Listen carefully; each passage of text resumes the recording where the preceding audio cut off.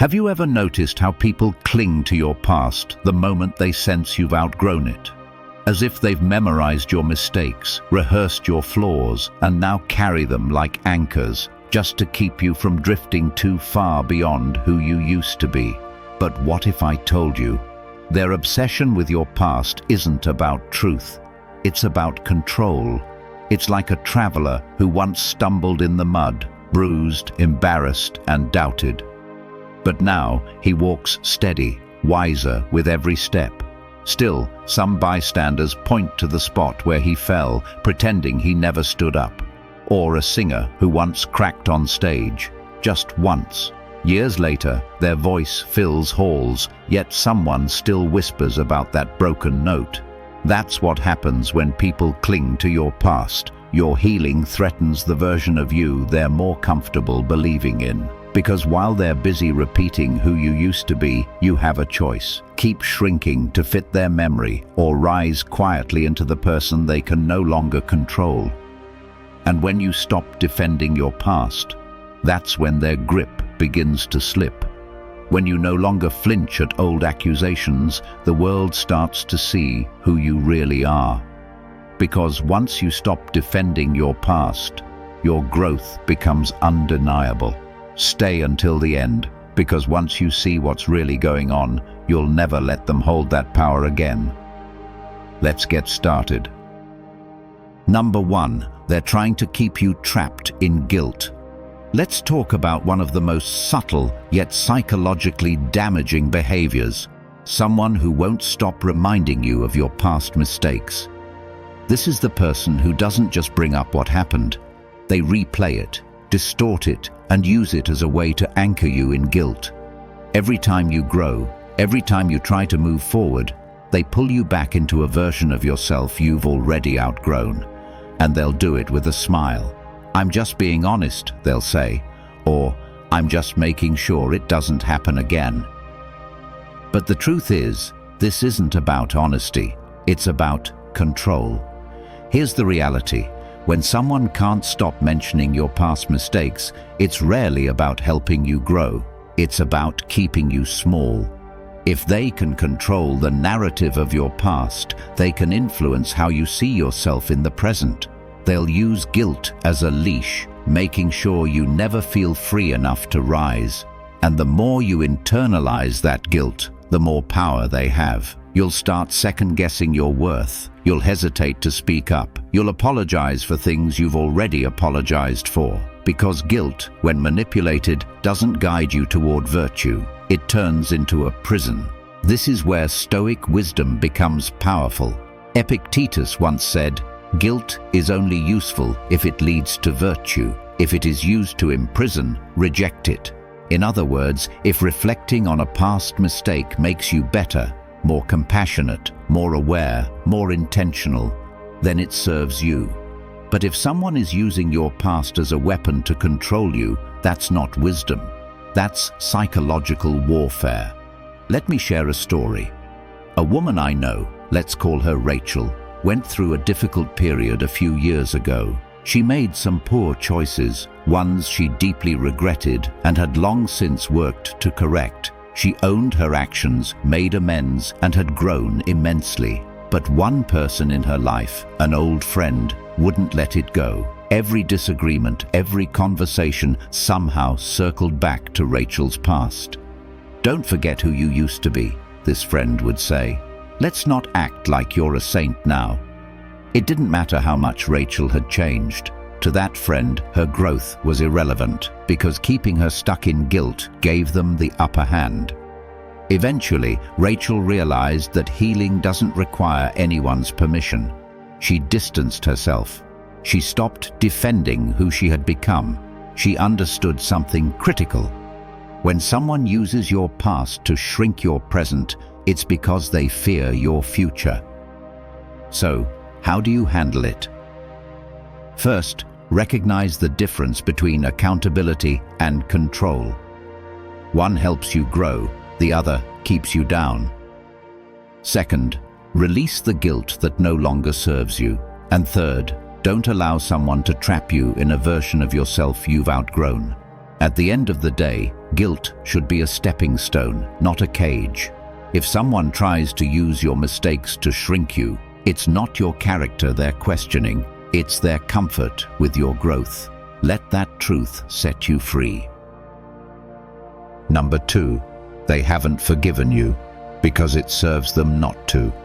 Let's talk about one of the most revealing signs that someone is still clinging to your past. They refuse to forgive you, not because they can't, but because it's more useful for them not to. On the surface, it may seem like they're just having a hard time letting go. Maybe you've apologized, maybe you've done everything you could to make things right. But still, they keep circling back to that one moment, that one choice, that one version of you. And deep down, you start to realize it's not about healing, it's about leverage. Here's the truth. Some people choose not to forgive because your past gives them power. It becomes a trump card they can pull out whenever they feel threatened. Every time you try to rise, they remind you of who you were. Every time you speak with strength, they question your authority by pointing to your flaws. They don't bring it up to resolve anything, they bring it up to keep themselves elevated. Because as long as your mistake is the focus, they never have to examine their own behavior. And this is where Stoic philosophy gives us clarity. Marcus Aurelius once wrote, "He who cannot forgive holds a mirror not to justice, but to pride." Forgiveness, real forgiveness, requires humility. It means letting go of the need to hold something over someone's head. But for the prideful, forgiveness feels like surrender. It feels like giving up their advantage. So instead of healing, they keep you trapped in a permanent debt, one you're never allowed to pay off. Let me share a story. A man I know, let's call him Brian, had a falling out with his older brother years ago over a family disagreement. Brian took full responsibility, apologized, even made repeated efforts to repair the relationship. But no matter what he did, his brother would find a way to bring it up. At family gatherings, it was a subtle jab. In private conversations, it was more direct. "Well, we all remember what you did back then." And over time, Brian realized something painful. His brother didn't want peace. He wanted position. As long as Brian was the one with the mistake, his brother got to play the role of the wounded, righteous one. Letting go of the past would mean giving up that identity, and he wasn't willing to do that. So how do you handle this? First, understand that forgiveness is a choice, and some people choose not to make it. Not because they're hurt, but because it's useful to hold your past against you. Second, stop begging for closure from someone who benefits from your guilt. And third, give yourself permission to move on, even if they refuse to. At the end of the day, someone who can't forgive isn't seeking truth, they're protecting their pride. And the more you evolve, the more they'll cling to the version of you that makes them feel superior. Don't shrink yourself to make them comfortable. Rise anyway. Number 3, they fear the power of your growth. Let's talk about a truth most people never say out loud. When someone keeps bringing up your past, it's often because your growth threatens the version of you they were comfortable with. They don't want to be reminded of how far you've come, because it shines a light on how much they've stayed the same. Your progress becomes a mirror, and instead of using it to reflect on themselves, they try to shatter it by dragging you back into the person you used to be. Here's what's really happening. Growth exposes people. Not everyone evolves at the same pace, and when someone feels stuck, your transformation becomes unbearable. They fear what it says about them. So what do? They bring up your past. They reduce your identity to the one chapter where you stumbled. Not because that chapter defines you, but because that's the version of you they could control, the version that didn't challenge them, the version that didn't rise above them. This is where Stoic wisdom becomes your anchor. Seneca wrote, "Do not allow those afraid of change to anchor you to who you once were." People who fear change don't always fight it directly. Sometimes they fight it by pretending it never happened. They speak to the old you, not the one standing in front of them. They minimize your progress. They question your intentions. And if you're not careful, you'll start shrinking yourself just to stay digestible to people who refuse to grow. Let me tell you about someone. Her name's Emily. She used to struggle with boundaries, always saying yes, always putting others before herself. But over the years, she worked hard. Therapy, journaling, reflection. She transformed. She started honoring her own needs, walking away from toxic dynamics and choosing herself. But one friend, let's call her Sarah, didn't like it. Sarah kept bringing up who Emily used to be. She'd say things like, "You've changed," or "Don't act like you're better than the rest of us." At first, Emily questioned herself. Was she being selfish? Was she forgetting her roots? But then she realized Sarah didn't miss the old Emily. She missed the version she could take advantage of. So what do you do when someone fears your growth? First, recognize that it's not your job to stay small so others feel secure. Second, protect your progress. Don't dilute your evolution to comfort the stagnant. And third, keep rising, quietly, confidently, relentlessly. At the end of the day, the people who fear your growth will always try to chain you to your past. But you're not responsible for their comfort. You're responsible for your freedom. Let them sit in their fear while you walk forward in peace. If you've watched the video this far, don't forget to leave a comment with a "Thank God" and give it a like if you enjoyed the content. Your support means a lot and motivates me to keep creating more interesting videos. I hope you find inspiration in them and that we continue learning together. Thank you for your support. Number 4. They're projecting their own guilt onto you. Let's talk about one of the most common emotional defense mechanisms people use: projection. When someone keeps pointing out your past mistakes, even after you've changed, there's a high chance it has nothing to do with your character and everything to do with theirs. Because here's the truth: sometimes when a person can't face their own guilt, they'll redirect it. And the easiest place to aim is you. Think about it. Pointing fingers is much simpler than holding a mirror. If they can keep the spotlight on your flaws, they never have to examine their own. It gives them temporary relief. Your past becomes their distraction from the truth they refuse to deal with. And the more they project, the more righteous they appear, at least on the surface. But underneath that judgment is often shame, fear, and unresolved regret. Your mistakes are easier for them to talk about than their own reflection. This is where Stoicism gives us clarity. Epictetus once said, "A man at peace with himself finds no joy in the faults of others." That line hits hard, because someone who constantly points out what's wrong with others is often drowning in what's wrong within themselves. When people are truly grounded, they're not obsessed with your imperfections. They're too busy tending to their own growth. Let me tell you about someone. His name is Eric. A few years ago, Eric went through a rough patch. He made some impulsive decisions that hurt a few close relationships. But he didn't avoid accountability. He faced it head on. He took responsibility, apologized, and genuinely worked on himself. Slowly, his life began to stabilize. But one person, his older cousin Nick, never let him forget that chapter.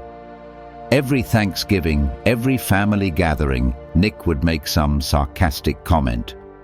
"Remember when you thought that was a good idea?" he'd say, or "Let's not ask Eric for advice. Remember how that turned out."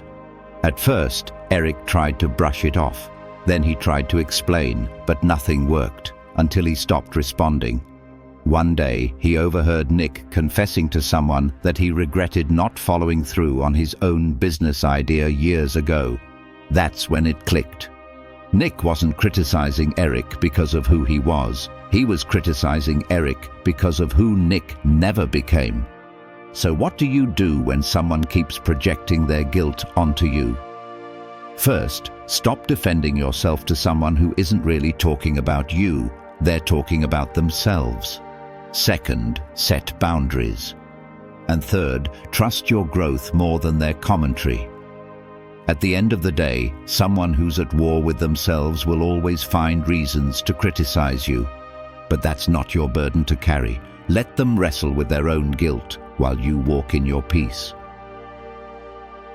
Number 5. They want to rewrite the power dynamic. Let's talk about something that goes much deeper than hurt feelings, what it really means when someone keeps resurfacing your past mistakes. Because sometimes it's not about justice or healing or even hurt. It's about power. When a person can't seem to stop highlighting your lowest moments, what they're often doing is reworking the story, not to bring clarity, but to keep control. Your mistake becomes their weapon, and instead of allowing the memory to rest, they twist it into a tool that reaffirms their dominance. This isn't accountability, it's manipulation. They want to be seen as the one who's always been right, always been rational, always been the one who never faltered. And how do they reinforce that version of themselves? By casting you as the flawed one. They paint a picture where your past becomes your identity and their restraint becomes their superiority. Every time they bring it up, even subtly, they're saying, "Remember, I'm above you. I was right. You messed up." It's not memory, it's strategy. Marcus Aurelius once wrote, "Truth without compassion becomes tyranny, and those who wield it cruelly are not wise, but afraid." That's what's happening here. They're using fragments of truth, but they strip away the compassion, and in doing so, they turn your past into a power play. It's a way to keep the balance tipped in their favor, to keep you indebted, unsure, always second-guessing yourself. Let me tell you about someone. Her name's Melissa. Years ago, she made a tough call at work that backfired. She owned it, took the hit, and worked harder than ever to rebuild trust. But her boss, Greg, never let her forget it. Anytime she presented a new idea, he'd say things like, "Let's hope this one turns out better than last time," or, "Are you sure you want to lead this? We all remember what happened." On paper, Greg looked like he was being cautious, but in truth, he was rewriting the story. He didn't want Melissa to rise. He wanted to keep her under him, reminding everyone of her past so they wouldn't focus on her present strength. So what do you do when someone tries to rewrite the power dynamic using your past? First, see it for what it is, not memory, but manipulation. Second, refuse to play the role they've written for you. And third, tell your own story, one rooted in growth, not guilt. At the end of the day, people who truly care about your evolution won't use your past to keep you small. They'll acknowledge your change, but those who fear your rise will rewrite your story to suit their ego. Don't let them hold the pen. If you found this valuable, hit like and subscribe for more powerful insights. Number 6. They don't respect who you've become. Let's talk about one of the most frustrating forms of subtle disrespect, when someone refuses to acknowledge your growth. Because sometimes the people around you won't outright insult you, won't directly bring you down. Instead, they do something else. Something quieter, but just as damaging. They keep referring to the old you, the version of you that made mistakes, that didn't know better, that was still figuring things out. And they speak of that version as if it's still who you are. They'll say things like, "Well, you've always been impulsive," or "Remember when you used to mess everything up?" They wrap it in humor, in nostalgia, even in concern. But underneath it is a refusal to respect who you've become. They're clinging to the image of the person you were, because it's easier to box you into the past than to face the discomfort of your evolution, because your growth makes them uncomfortable. It challenges the role they've built for you in their story. And here's where Stoic wisdom speaks volumes. Epictetus said, "You are not who you were. The river flows, the man changes." That line carries truth most people overlook. Life is flow. You are change. And anyone who pretends not to see that is choosing blindness. They're not confused. They're committed to misunderstanding you, because letting go of the old version of you means they'd have to adjust. And some people would rather hold on to outdated images than admit you've outgrown them. Let me share a real moment about a woman named Rachel. In college, Rachel was reckless. She partied too much, made emotional decisions, and burned a few bridges. But after graduation, she changed. She got therapy, took responsibility, built a career, and started mentoring young women who struggled like she once did. But every time she saw her old roommate Kelly, it was like none of that mattered. Kelly would laugh and say, "Remember drunk Rachel?" Or worse, she'd bring up Rachel's past in front of new people, diminishing who she'd become by spotlighting who she used to be. At first, Rachel tried to laugh along, then she got quiet. And eventually she realized Kelly wasn't reminiscing, she was anchoring, keeping Rachel tethered to a version that no longer existed because Kelly hadn't evolved herself. She didn't respect who Rachel had become, because doing so meant acknowledging her own stagnation. So what do you do when someone doesn't respect your growth? First, stop shrinking to fit their outdated expectations. Second, correct them, not to prove anything, but to protect your peace. And third, move forward without waiting for their validation, because you are not who you were. And anyone who can't see that doesn't deserve front row seats in your life anymore. Let the river flow. You've earned it. Number 7, they use your past to silence your present.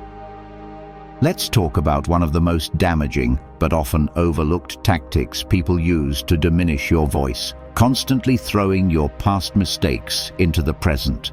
It's subtle at first. Maybe they casually bring up something you said years ago.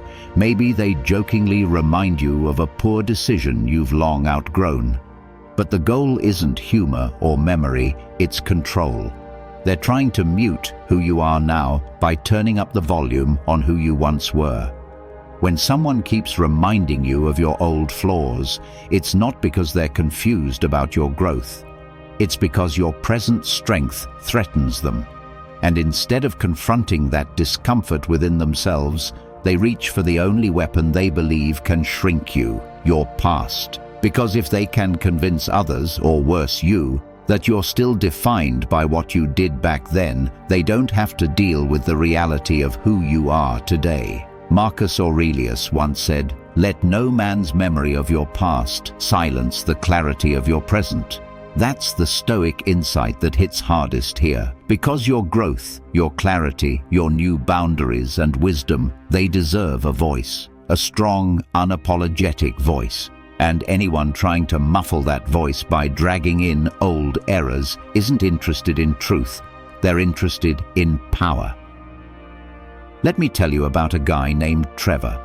In his early 20s, Trevor struggled with addiction. He made mistakes, lost friends, and fell behind in every area of life.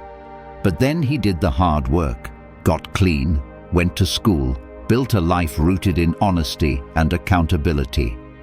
Years passed. He became a youth counselor, helping others walk the path he once struggled on. But every time he saw his cousin Jake, those old scars were brought back. "Be careful with Trevor," Jake would say. "You know how he used to be."